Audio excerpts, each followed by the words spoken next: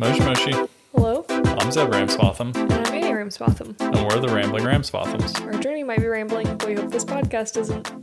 And today, not only are we recording a podcast, but we're also celebrating a very mundane week. Oh, are we? You didn't think just- this week was fun? No, I thought it was fun. I just think that we didn't really do anything. Oh, you're really selling this episode, aren't you? Well, we have fun stuff to talk about. Yeah, this episode, despite it not being a very eventful week, apparently, we're going to talk about how the first convenience store came to Japan, paying our residence tax, which admittedly is very mundane, and Himeji Castle price increases, among some other things. So yeah, the first thing, how did the convenience store come to Japan? Well, there was a big article recently about how recently it was the 50th anniversary of the very first convenience store in Japan. Yeah, which I'm surprised it was not older than that, I guess. 1974, Really? May 1974 is when the very first one opened, and it was a 7-Eleven. Maybe that's not surprising, because I guess that's kind of the OG convenience store brand. Yeah. But yeah, I don't know. I just kind of thought it was much older than that. Like back to when? I don't know, like the 50s? Like when grocery stores... Is that when like modern grocery stores opened? Wow. So, yeah, I don't know. I just feel like the 70s, my parents are older than convenience stores. Yeah. I don't know. I don't think it's that surprising, though, because there really wasn't a need for the convenience store before. Like, you just went to a grocery store, or maybe you went to, like, a drugstore. Yeah. Or But like then- a corner store. I mean, they didn't have corner stores because that's kind of what a convenience store is. So that's kind of why I'm surprised. Like in America, in rural South, I guess, where like we're from North Carolina, where we went to school in Boone, that was, well, I guess technically the town of Valley Crucis is where the first Mass General store was. And that's kind of like, it's not a convenience store, but it's... Well, it's a general store. Yeah, you get a bunch of random stuff, and it's smaller than a grocery store. It's like the essentials. It's kind of a convenience store. And that's probably like, I don't know, 100 years old. Yeah, I mean, Mass General store is old, but I don't know. So that's why I thought convenience stores started a lot earlier. Well, I just think it's the idea of, like, the modern convenience store. And Someone what it's asked me the other day what sundry goods were, because that's what they sell in in general stores. And I was like, that's a great question, because when you say sundry goods, I think of like cans and boxes of food stuff, but I don't know what sundry goods are. And I've also never used that to describe something. I've never been like, oh, can you pick up some sundry goods? Or, oh man, this is my favorite store. They sell so many good sundry goods. Well, yeah, it's like an archaic English word. Yeah. We don't use it anymore. So anyway, back to how the first convenience store came to Japan. Do you want to share a little bit about the 50th anniversary, how that came to be? Well, this was really interesting because they did like a recreation of it. So it was this gentleman named Kenji Yamamoto, and him and his wife are the ones that brought the 7-Eleven over. And it's interesting because in Japan, the concept of a convenience store originally comes from America, where 7-Eleven was first started. And so he brought a 7-Eleven franchise to Japan, and he opened the first one in Tokyo. So it's really interesting because it's definitely changed a lot over the years. For instance, the article said that the very first thing they sold was a pair of sunglasses. I would have never guessed that. I don't even know if a 7-Eleven, you can probably buy cheap sunglasses. Mm-hmm. But I've never even looked for sunglasses in there. Slippers and t-shirts, like they're not really the kind of shirts you would want to buy. They're the kind of shirt where if you spill a bunch of ice cream on yourself, you can like run in and get something to put on, you know? Yeah, it's kind of like emergency clothing. Yeah. But he opened the store, and his like kind of general idea was to sell things that, you know, you could just like get on your way home that you might need. So obviously in the name, it was convenient. And they talk about how a news article originally featured it as a late hour supermarket because they were open from 7 a.m. to 11 p.m. So they were also convenient because you could kind of go at odd hours. And they sold everything a grocery store sold, but smaller. Well, originally in the article, they mentioned that they sold the exact same, but then they noticed that predominantly their customers were only buying the small package. So then they kind of moved their marketing and they moved their goods to be smaller and I guess more convenient to take home when you're on your way home. So they kind of did a lot of like innovation and I guess really like a lot of kind of market testing to see if it would work. But the most fascinating thing is it was one of the first places that you could use an ATM outside of a bank. And apparently Mr. Yamamoto was pretty, I guess, like important in bringing ATMs into 7-Eleven. Like I think the article mentioned that he was one of the ones that told the higher ups, hey, this is something that we need. And the article specifically mentioned because he thought it was ridiculous that banks closed at 3 p.m. Which is ridiculous. Yeah, and we thought it's ridiculous that they close at like 4 p.m., maybe 5 p.m., which we still think is ridiculous. It's before you get home from work, so often I have to go to the bank, which we'll talk about why I went to the bank today later. Yeah, but yeah, they open, and I know it's not uncommon, like they do this in America too, but in Japan they open after I've been to work and they close before I get off work. So I would need to like take time off work to go to the bank. So yeah, the ATM service wasn't launched until 2001, which is crazy to me. I guess it's not that crazy because I don't know when like a chip card came about so that you could insert into an ATM, but just the idea of not being able to withdraw money at any time and to have to plan that ahead. I mean, I guess that's a service that I really take for granted now, to just be able to be like, oh, I'll just go get some cash. They still make it inconvenient for you though, still in Japan. Kind of. They charge you a fee if you use the ATM after hours. Even though it's a machine. Yeah, like 5 p.m. they'll charge you a double fee for withdrawing cash. And then sometimes like on banking holidays or on just normal holidays, the ATMs just don't work. Yeah. So it's like they follow the same kind of holidays as the banks do. So sometimes you'll go to the ATM and it's just not, like you can't use it. Well, something that convenience stores in Japan do that like general stores and things don't do in America is they offer a truly convenient service where you can pay utility bills. And I pay my pension at convenience stores. I get my pension, it's kind of my like tax, insurance, everything that I need to pay monthly. I get QR code kind of things in the mail, and then I can either pay it in a lump sum, which is too much, or you can pay it monthly. So I take the little sheet down to the convenience store every month. I don't know what I would do if I didn't do it at the convenience store. I guess I could pay it at the town hall. Yeah, I think you would just go to the town hall, or maybe you would just go to the bank. But they just scan it with a barcode. I have to pay it in cash, but then they just stamp it. And I don't know how they worked out that deal with utilities and things and like the national pension system, but I'm able to do that. Yeah, you can do a lot. I mean, a convenience store is convenient, and they do provide a lot of services beyond just cheap food that's weirdly packaged and out on the shelf. Yeah. But you can do things like you can have your packages delivered there. You can pay for almost anything online at the convenience store. So if you don't have a debit card, for example, you can choose the pay at convenience store option when you do online shopping, and then they print something out and you go to the convenience store. Yeah, and you pay in cash. Which is a really good idea. But they started doing that in 1987. Maybe not that, but they started letting you pay utility bills in 1987 at convenience stores, which is pretty interesting that happened before an ATM. But it happened after they started putting rice balls in the convenience store. So I guess onigiri and convenience store seem pretty like synonymous with just Japan in my head. But I didn't realize that that's not really until the 70s. Of course, people were always making rice balls at home, but you couldn't just buy it at the corner store. Well, I think that was probably part of the thing. It's like, why would I buy one? True. Like, my mom makes them at home. Like, I'm not going to buy a rice ball. Very true. But it is interesting, yeah, that they do so much. And I don't know why. It'd be interesting to know more about the history about why the convenience store took over that role. Yeah, and even now they're advancing further where Family Mart, which is another of the big three. So 7-Eleven was the first. And then I don't know if Family Mart or Lawson was next, but those are kind of the big three. But they introduced unmanned outlets in 2021, probably because of COVID. I mean, it doesn't say that, but 2021. I think it was mostly just a shortage of staff.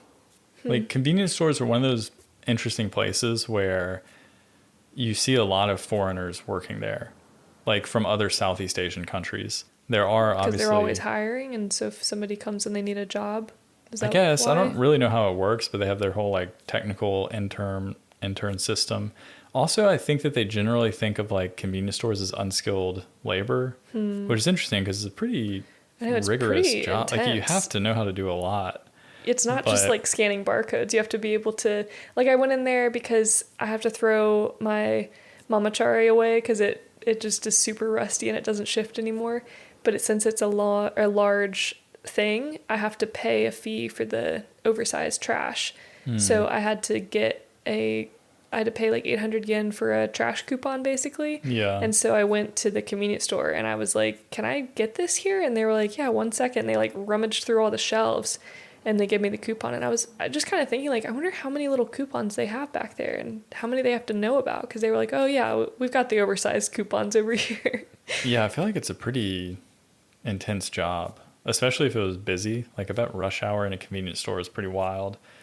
Yeah. But I think they had a labor shortage, so they did the thing where they had robots. There was one store that made robots that would like restock the shelves and clean up the floors. Wow. That seems way more intensive than just a self-checkout. Yeah, then the other store did the AI thing where you could go to a self-checkout, but there was a person on the other side, like on a tablet. But it was like an AI version of them. Interesting. And so they could interact with you. So it was like a real person. They just didn't have to be in the store. That's kind physically. of interesting. Yeah, it's... I guess you could man multiple stores. You just like click the screen I think so. button. I think that's probably like part of it. You were kind of like I never heard about a that. phone service, but for convenience stores. So they've been doing a lot of things, I think, trying to innovate because, you know, Japan's always worried about their population decreasing. So they're worried about kind of the labor market and having a shortage. Well, you of mentioned workers. for the commemorative event in Yokohama at the like very first ever 7-Eleven opening, Kenji Yamamoto and his wife are still alive, and in the article, which we'll link in the description, they have this cute photo of them in their original uniforms, I guess, where they had done the commemorative reopening and modeled everything after the original store, and they're standing next to this little sunglass case, I guess, as a nod to the very first thing they sold.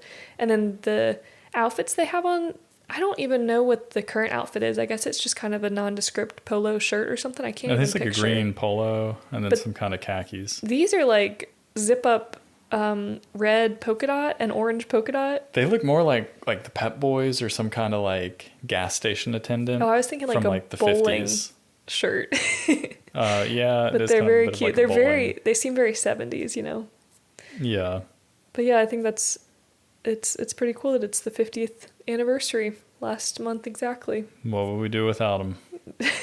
They're very popular. And speaking of popular things, you had a discussion about popular versus famous with your coworker today. Yeah, so I make scripts for, and this is actually last week, but I make scripts for a lot of the listening tests for my students.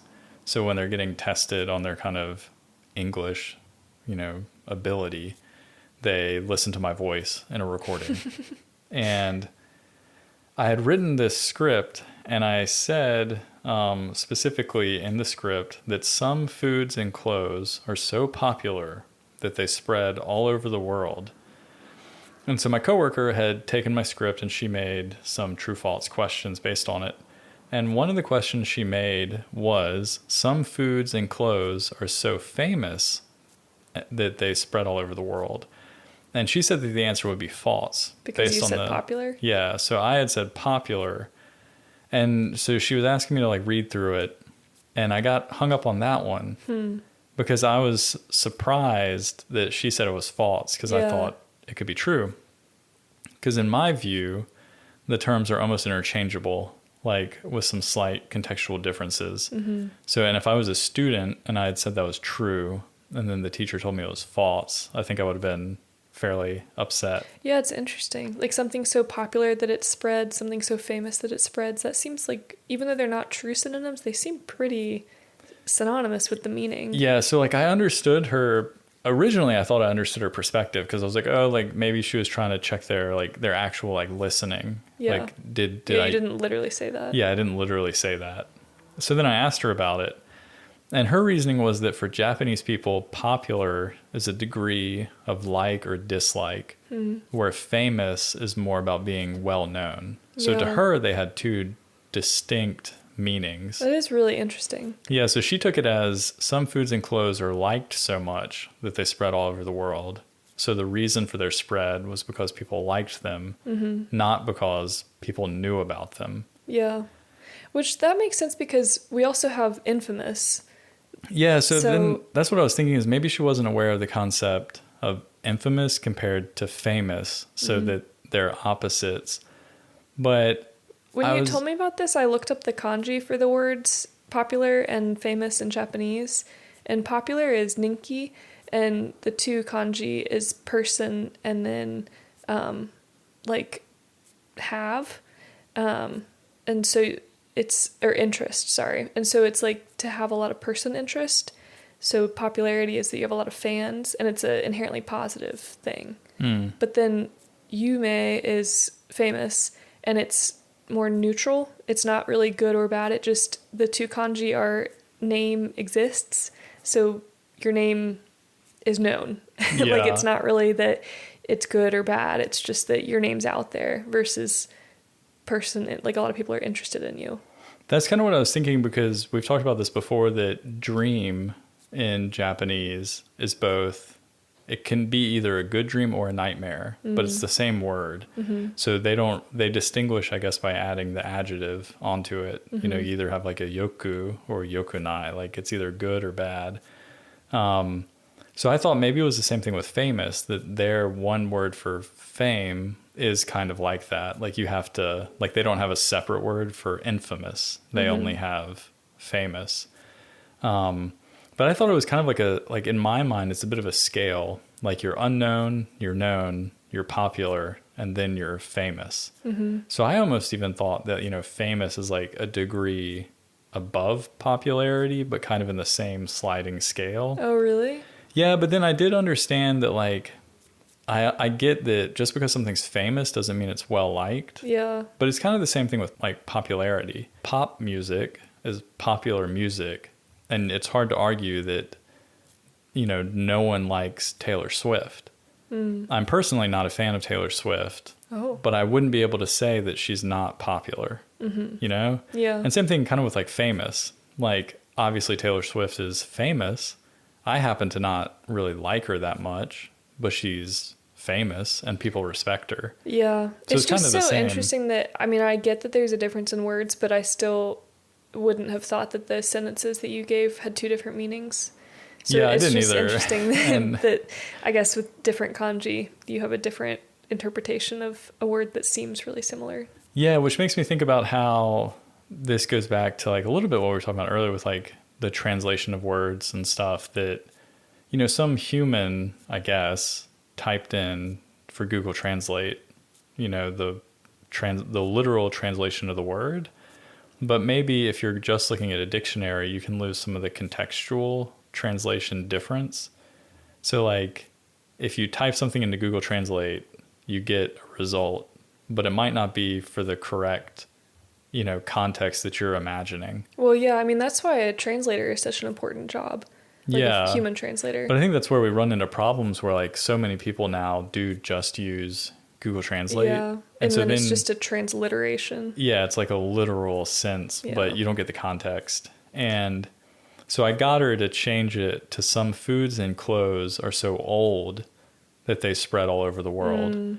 Because that sentence had a truly different meaning. Like age isn't really relative to popularity or fame. So then it's not confusing. Yeah, so it's not confusing because that one is a truly different meaning. Yeah. But it was just an interesting conversation with her because she was like, oh. Yeah. She's like, you think these are both true? And No, I was it is like, cool yeah. to learn about those kind of differences. When I had been focusing on like children's book illustration and stuff, and had joined that group where we had online meetings sometimes to talk about what we were working on.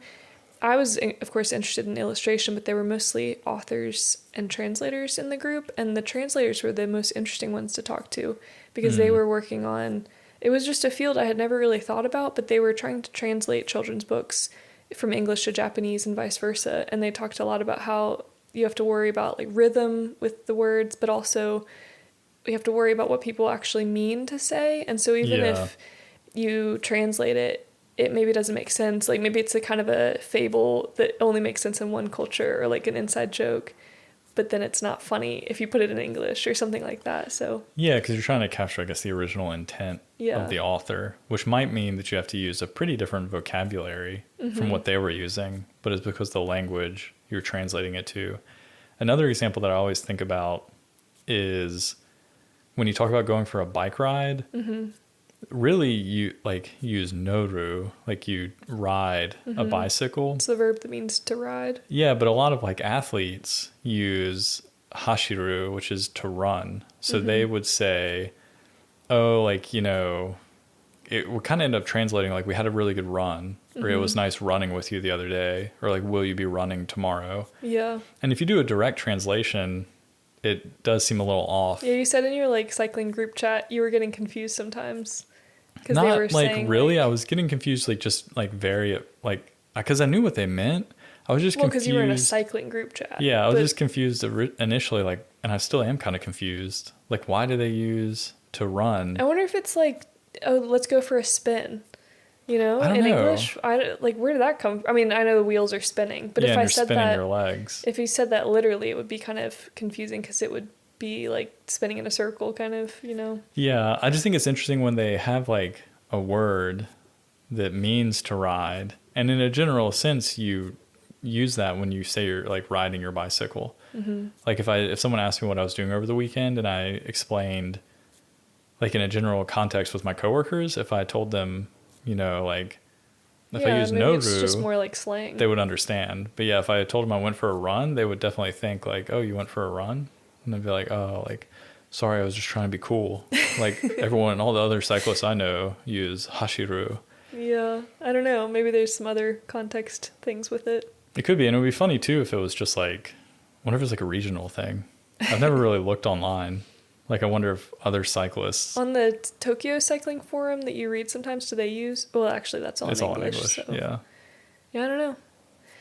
Well, on a less fun note, I went to the bank today to pay our residence tax. Well, my residence tax. Yeah, true, because you're the only one getting paid in yen, so I'm the dependent for you, and then you get taxed as a resident, I guess. But that came in the mail, which is different. I guess we were going to mention it because it's not something that we do in America. So this is a little bit different because it gets sent to you in the mail, and you go to the bank to pay it. And I don't know, it's just very different because I never got a specific tax separate from my annual tax in America that was just for being a resident. I guess like we paid state tax. Like you pay North Carolina tax, and then we would also pay federal tax. But this is like a tax for your town that you live in. Maybe it's kind of like your state tax. I guess so, but it's confusing the way they do it because so apparently you can have it set up so it comes out of your paycheck every month. But most ALTs, they just put you on like the default, which is you get all the money every month. But then in July, you'll get a bill, which is your residence tax. And the first year, it doesn't seem that bad because you only arrived in Japan in August. So you it's not a whole fiscal year. Yeah, you haven't worked that much. So you don't really pay that much. But by your second year, you've worked in Japan for a full year, and your residence tax is a percentage of your income. And it's a pretty steep amount. It was kind of the equivalent of like $1,000 US. And I mean, every like ALT, and I guess every person working in Japan should know that it's coming because it, you know, they do tell you, but it is still like a bit of a shock. Yeah, especially because it can be anywhere from like $800 to like $1,400. Well, I mean, it can be as much, but I mean, it can be as much. It depends on your income. So the more you make, the more you pay. Well, for jets though. Yeah, for like jets, I guess like it's a pretty standard salary. So yeah, for the program that you're on, it'll be around $1,000 in general. I mean, I guess that does depend, but yeah, it's just different because I guess you would do that in America as a self-employed person. You would be withholding your own tax and, you know, knowing that you would pay that in a lump sum at the end because you were taking in all the income. But yeah, it's a little bit different here. So not really much to say about that story other than That's some of the exciting stuff we did this week. it's unique, but yeah, it was a lot easier than I expected to pay it. I just took the slip of paper down to the bank, kind of like... That's one that the convenience stores haven't latched onto. Yeah, you can't do this at the convenience store. Yeah, I think you have to, they have like 2 branches of banks in the town that you can do it at, or you might be able to do it at the town hall. Yeah, I think you could also do it there, but it was pretty easy. I mean, I just went in and I said, I'd like to pay this, and they were like, okay, and they took the card and they stamped the book. They had me type in the amount that it was written, I guess, just to like triple confirm that I knew the amount that I was paying. And then I feel like shouldn't the bank, the clerical staff, isn't that... I mean, she was like watching me on the touchscreen, but she was just like, okay, here's where you enter the amount you're intending to pay. And so I typed it in. And then, yeah, so then they put the little Hunko stamp, but just to like say, okay, yes, this has been paid. And they were like, great, thanks. And now the residence tax has been paid. Don't have to do that ever again. Yeah, but the other tax, which I don't know what the other tax is called, but just the rest of the tax comes out every month out of your paycheck automatically. Yeah, I pay like normal taxes, like income tax and stuff similar to how you would do in America. But yeah, it was just kind of like a lot. A jet listening to this, your first year, it's not going to be a lot of money. But yeah, it's coming for the second year. So don't let it surprise you in the summer. Yeah, it wouldn't really be that bad if you set aside like 10,000 yen a month. Mm-hmm. But that's a pretty significant amount if you think about it. I mean, it is. We knew it was coming though, so we were planning for it. But yeah. Well, speaking of pricing and expensive things, there's going to be possibly a substantial price increase for Himeji Castle, which is one of the 12 original castles left in Japan, and it's often said that it's the best preserved one. I think it's the most popular one. Yeah, I don't know who came up with the best preserved, because now that we've seen some of the other original castles, we've only seen Matsumoto, and that was a pretty good one too. That's pretty good. But Himeji, I think, is bigger. Like it's not just the main keep; it's got other buildings. It has some other stuff. I really liked Himeji. I also really liked Matsumoto, but yeah, we went to Himeji really cool. during our honeymoon. Yeah, so it's been a long time. Yeah, it's been like 5 years now, but yeah, currently you can enter Himeji. Anyone can enter for 1,000 yen, which is about $6.35. And if you're under 18 and you're a student, it's even cheaper.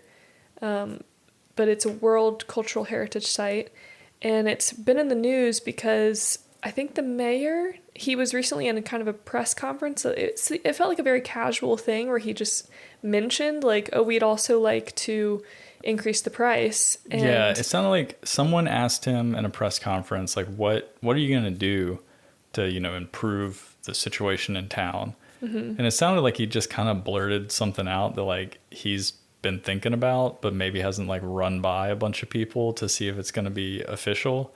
And of course he said it and it kind of blew up. Yeah, because everyone's like, what? And now they're like, oh, we haven't decided anything. But he said we'd like to set the fee at $30 for foreigners and $5 for local residents, which is fine to increase the price. I think I would happily pay more for like a very cool heritage site that needs to be kept up. However, it doesn't make sense for them to lower the price for local residents if they need more money to keep it up, and then to raise the money so much for foreigners, especially because I'm not sure how they're going to designate local residents. Residents is easy.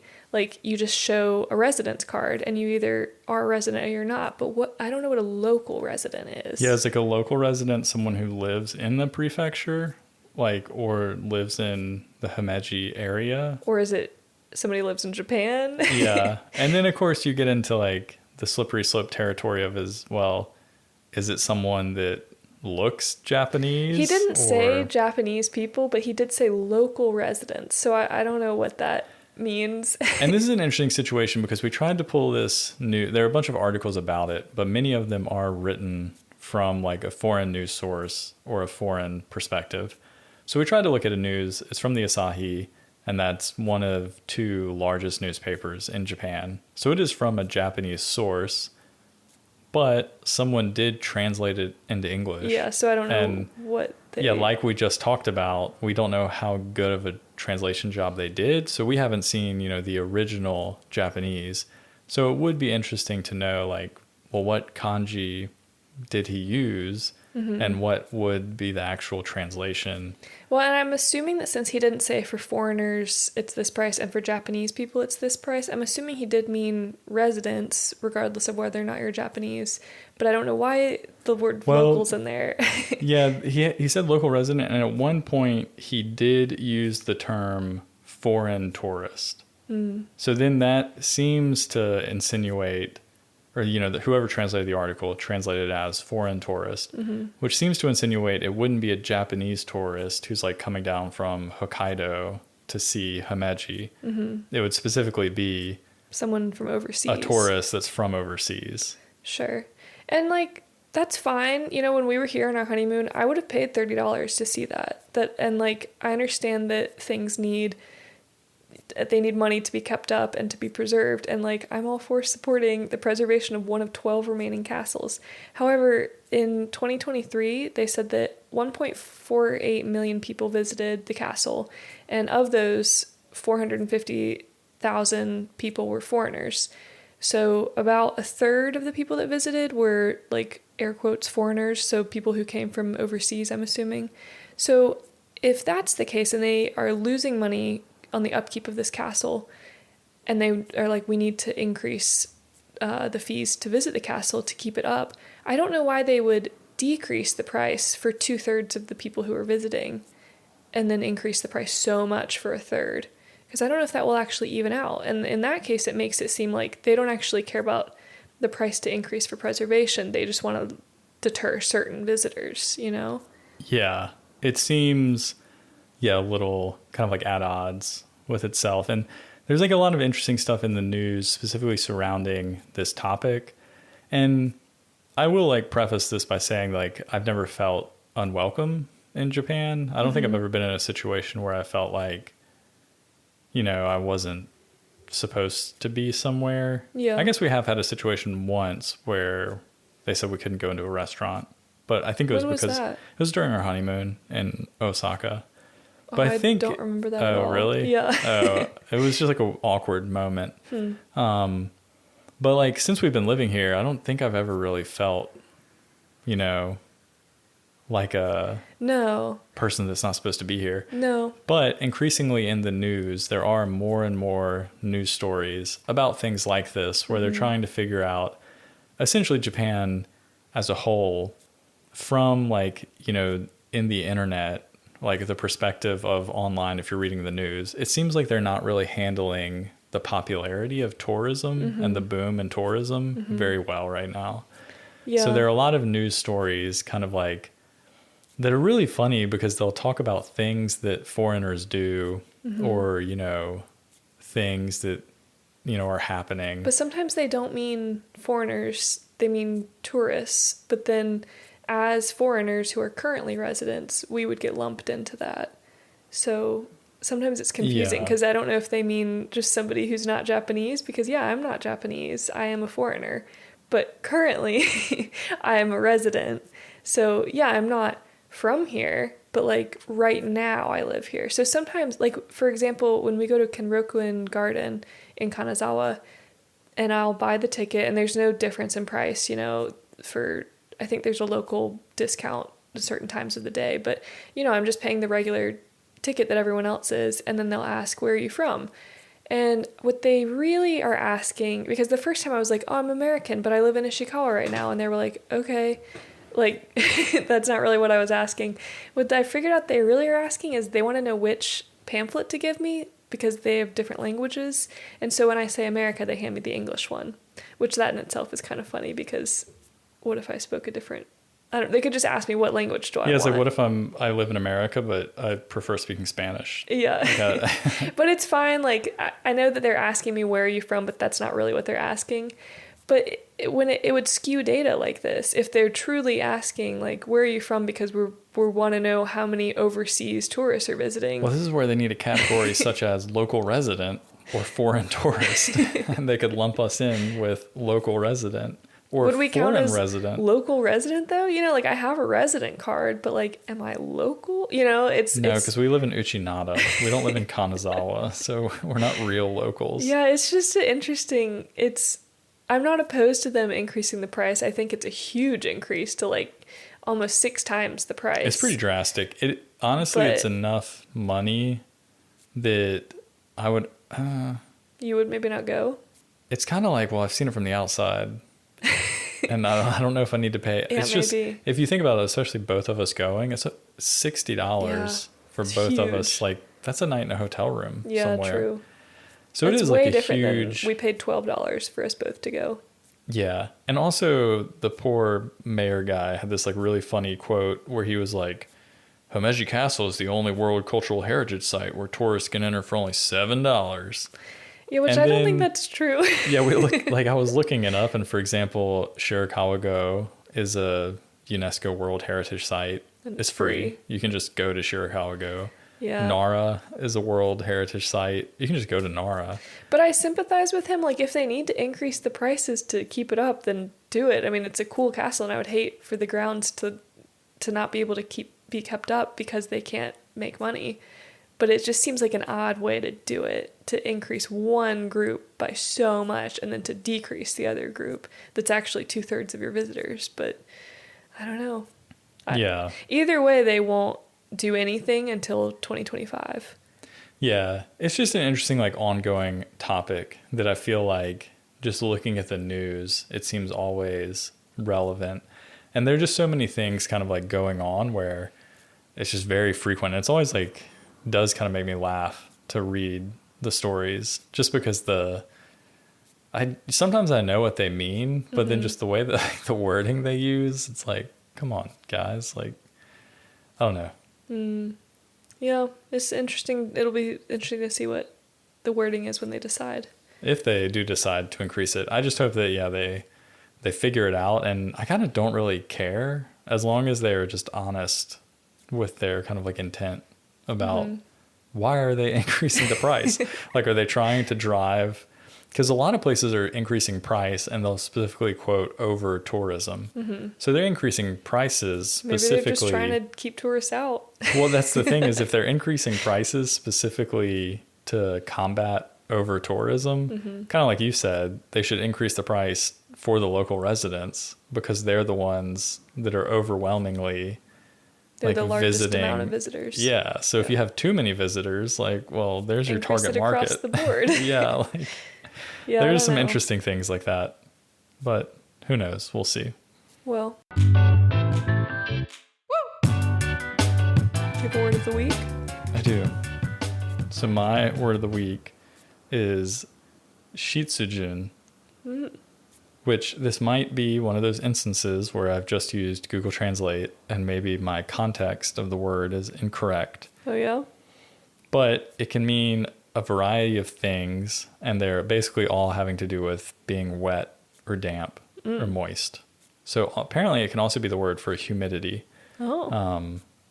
Because it is humid in Japan now. It is humid. And every day I feel like one of my coworkers comes up to me and is like, it's humid, isn't it? I'm like, yep, it really is, isn't it? I'm looking at this word now, and it's shitsujin is 2 kanji, but the first kanji shitsu, the definition it says is like moisture, humidity, but then the other, it could mean scabies or the itch. So maybe it's specifically the feeling of being like wet on your skin, like dampness or humidity, like when your skin feels, like that gross. What do you like say? clammy? Yeah, clammy. Maybe it's like clammy. Well, I just thought it was funny that it was like this could mean the itch. Got the itch. What is the itch? Yeah, like I don't think I've ever had the itch. Like the ick. I don't want it. Well, my word is shiro or jo, which means castle. I was going to say, Yeah. sounds familiar. The kanji by itself, like just to say castle, is shiro. But if you are putting the kanji at the end of a city name to describe that city's castle, it's pronounced jo. Yeah, like Kanazawa-jo Yeah. would be Kanazawa Castle. It's a good word. Yeah, Himeji jo. It's Himeji Castle we were just talking about. We really were talking about that thing, weren't we? Well, thanks for listening again to another rambling episode. And if you have any questions or you just want to say hi, you can email us at ramblingramsbottoms@gmail.com. And Yeah. And if you want to, today would be the day to go sign up for the newsletter. Oh, yeah, you're going to send it out in a couple days at the end of the month. Well, yeah, I'll send it out at the end of the month. So that this month will be the 30th, which is a Saturday. So I'll be sending out the newsletter before the next podcast episode. Yeah. So if you want to see the newsletter and our secret for the month of June, you should go sign up right now. At ramblingramsbottoms.com. Yeah, or send us an email and ask us a question, and we'll answer that next week. Thanks. Yeah, thanks for listening. Bye. Bye.